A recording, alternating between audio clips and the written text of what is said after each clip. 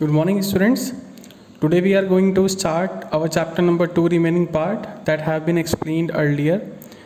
But get started. What is the topic today is net indirect tax. Net indirect tax, what do you mean by tax? Tax एक तरह का expense, एक तरह का revenue होता है गवर्नमेंट के लिए. तो net indirect tax का मतलब होता है, net का मतलब वो अमाउंट जो गवर्नमेंट की अपनी इनकम में आती है. तो it refers to difference between indirect tax and subsidies. Government के लिए एक तरह का खर्चा क्या है आपका इनडायरेक्ट टैक्स है, अर्निंग क्या है एक तरह की इनडायरेक्ट टैक्स है, और सब्सिडीज़ क्या है एक तरह का उसका एक्सपेंस है. तो उनका जो नेट इनकम है, गवर्नमेंट कितनी इनकम है नेट इनडायरेक्ट टैक्स. आपको पता होगा नेट इनडायरेक्ट टैक्स का जो एग्जांपल है वो क्या है आपका जीएसटी है. ये वो टैक्स होता है जो गवर्नमेंट लगाती है किसी चीज़ के परचेज प्रोडक्शन पे और सेल पे. सब्सिडीज़ क्या होती है, बहुत इंपॉर्टेंट पार्ट है, इस बार पेपर में भी आया था.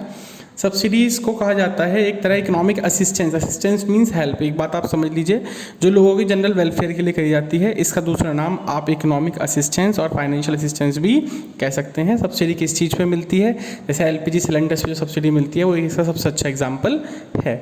बात आती है factor cost. Factor of production आपने समझा. फैक्टर्स ऑफ प्रोडक्शन आपको पता है, लैंड, लेबर, कैपिटल, एंटरप्रेन्योर. उनको जो पैसा दिया जाता है, जो उनका खर्चा होता है, आप क्या देंगे उन्हें, लैंड को क्या मिलेगा रेंट, लेबर को क्या मिलेगी वेजेस, और कैपिटल क्या मिलेगा इंटरेस्ट, एंटरप्रेन्योर क्या मिलेगा प्रॉफिट. जो खर्चा है वो क्या है आपकी फैक्टर कॉस्ट है. मार्केट प्राइस, जब उसी कॉस्ट के अंदर हम टैक्स को प्लस कर देते हैं तो क्या बन जाती है वो आपकी मार्केट प्राइस बन जाती है. आप ध्यान से समझना, जो भी आप फैक्टर्स ऑफ प्रोडक्शन को पैसा देते हो फैक्टर कॉस्ट होगी, और जब उसके अंदर आप अपना ऐड कर दो किस चीज़ को, जो मार्केट में चीज़ें बेची जाती हैं जिस चीज़ पे, वो क्या है आपकी मार्केट प्राइस. एक बात आपको ध्यान रखनी है, मार्केट प्राइस के अंदर क्या ऐड होता है आपका टैक्स ऐड होता है. बात आती है net factor income from abroad. Factor income के बारे में पता है आपको. फैक्टर इनकम वो इनकम होती है जो हम अब्रॉड से कमाते हैं. अब्रॉड फैक्टर इनकम जो मेहनत करके जो पैसा मिलता है. तो सिंपल सी बात है, जो पैसा बाहर से आया और जो हमने वहाँ पे दे दिया उसका डिफरेंस जो होगा वो होगा net factor income from abroad. आप पढ़िए इसे. It refers to difference between factor income receive from the rest of the world, हमें वर्ल्ड से जो पैसा मिला, and factor income pay to the rest of the world, जो हमने पैसा दिया उसका जो डिफरेंस है वो क्या होगी आपकी net factor income from abroad होगी.